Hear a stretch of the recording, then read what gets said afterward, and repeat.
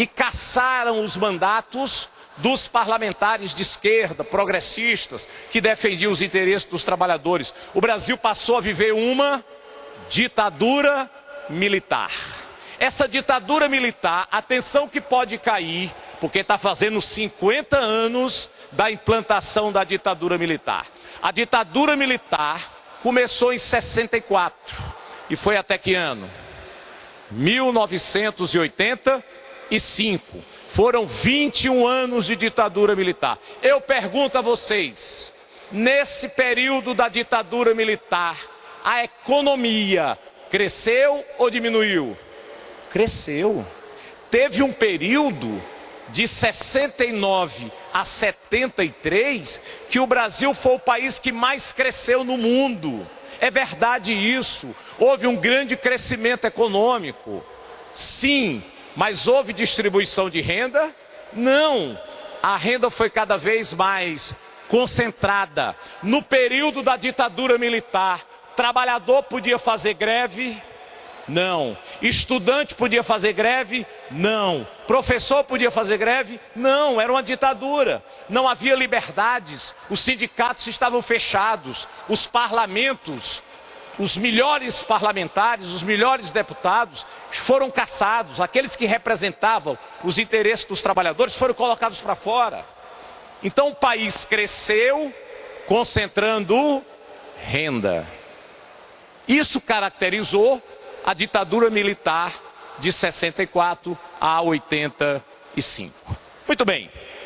Mas em 85 as coisas mudaram. Por quê? Porque naquela época o povo não votava para presidente. Na época da ditadura militar, quem era que escolhia o presidente? O Congresso Nacional. E o Congresso Nacional votava naquele candidato que era indicado por quem? Pelos militares. Por isso que todos eles foram generais. Os militares indicavam e o Congresso Nacional apenas confirmava a indicação dos militares.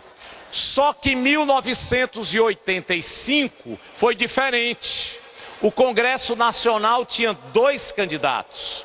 Um candidato foi indicado pelo Partido dos Militares, que na época era o PDS, Partido Democrático Social. Esse candidato foi o ex-governador de São Paulo, Paulo Maluf. Já ouviram falar nele? Pense num cara ladrão, Paulo Maluf. Não é? Hoje é meu colega lá no Congresso Nacional, ele é deputado federal. Toda vida que ele chega eu saio de perto. Morro de medo de alguém bater uma foto do lado dele, né? Ele chega, eu já fico de olho. Paulo Maluf é um político que se chegar em qualquer país do mundo é preso. É sério, ele é preso em qualquer país, ele não pode sair do Brasil. No Brasil, por que ele ainda não foi preso? Porque a nossa justiça é lenta, é morosa e muitas vezes injusta, né? O processo dele está rolando há décadas, né? E ele fica fazendo recurso e mais recurso e nunca que é julgado de forma definitiva. Mas todo mundo sabe que ele roubou muito dinheiro quando foi prefeito de São Paulo, quando foi governador de São Paulo. Muito bem, aí o Paulo Maluf era o candidato do Partido dos Militares, do PDS. Aí, um pedaço do PDS não aceitou o Maluf e criou um outro partido chamado PFL, Partido da Frente Liberal. Se uniu com o partido que fazia oposição, o maior partido de oposição da época. Quem era? O PMDB. O PMDB indicou Tancredo Neves e o PFL indicou o vice. Quem era o vice? José Sarney.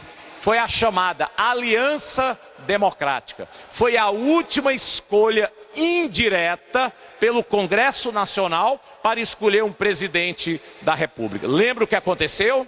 A escolha foi no dia 15 de janeiro de 85. A posse era no dia 15 de março. O que é que aconteceu com Tancredo? Morreu antes da posse. Se ele morreu antes da posse, quem é que teve que assumir a presidência do Brasil? José Sarney. E o Sarney vai governar de 85 a 1990.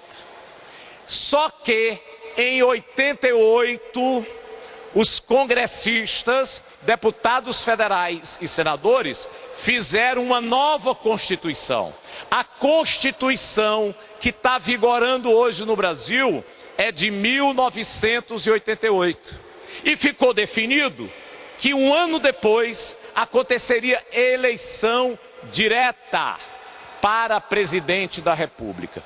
Isso porque o povo brasileiro foi às ruas em 1984, há 30 anos atrás, aconteceu um dos mais belos movimentos políticos já ocorridos no Brasil, o movimento Diretas Já. E nas grandes capitais do Brasil, houve grandes passeatas, grandes comícios. O povo queria eleições diretas já. Atenção para isso, hein? Está fazendo 30 anos, pode cair também no Enem. Está completando 30 anos do movimento Diretas Já. Esse movimento queria votar uma mudança na Constituição anterior, ainda não era a de 88, para que nós pudéssemos ter eleição direta, logo em 86. Eu pergunto, a votação que aconteceu como consequência do movimento Diretas Já, foi vitoriosa ou a votação foi derrotada? Derrotada. Porque para mudar a Constituição, precisava de 2/3 dos votos. Nós chegamos perto, mas não conseguimos os 2/3 do voto. Foi uma grande frustração brasileira. O povo foi às ruas em 84 e quando foi votada a emenda, ainda em 84, foi derrotada. De qualquer maneira, a Constituição de 88 garantiu eleições diretas. E elas aconteceram quando? Um ano depois, em 1989. Portanto, as eleições diretas para o Brasil retornaram em 1989. A última tinha sido em 1960, quando foi eleito Jânio Quadros, presidente, João Goulart vice. Só teve eleição de novo em 1989. E vocês lembram? Vocês não eram nascidos ainda, né, em 89? A maioria com certeza não. Mas me diga uma coisa, em 89, naquela eleição, houve segundo turno, não houve? Lembra quem foi para o segundo turno? Fernando Collor e Lula. Quem ganhou? Collor de Mello. Ganhou as eleições. Assumiu em 1990. Só que começou a roubar. Começou a se descobrir que o Collor liderava uma quadrilha que estava roubando o Brasil. Aí o povo foi às ruas, a juventude foi às ruas, pintou o rosto de verde e amarelo. Era a juventude cara pintada, né? Os caras pintadas, com apoio dos meios de comunicação, que também já não queriam mais o Collor, elegeram o Collor, mas depois acharam que ele estava esculhambando demais o Brasil. O que é que aconteceu?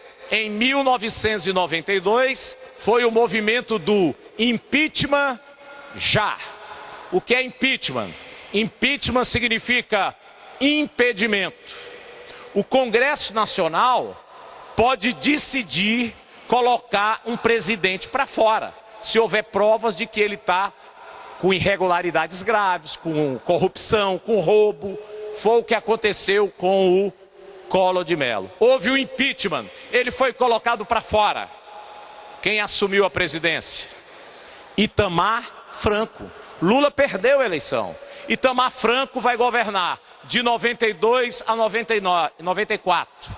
Em 1994, Itamar Franco vai lançar um plano que vai diminuir drasticamente a inflação no Brasil. Atenção, que está fazendo 20 anos desse plano. Pode ser que caia também no Enem. Como se chamou esse plano que o Itamar lançou e diminuiu drasticamente a inflação no Brasil? Plano Real, que é a moeda nossa, tá certo? A nossa moeda passou a ser real, com esse nome, em 1994. Pessoal, e quem era o ministro da Fazenda de Itamar Franco? O homem que lançou o Plano Real, quem era o ministro? FHC, Fernando Henrique Cardoso.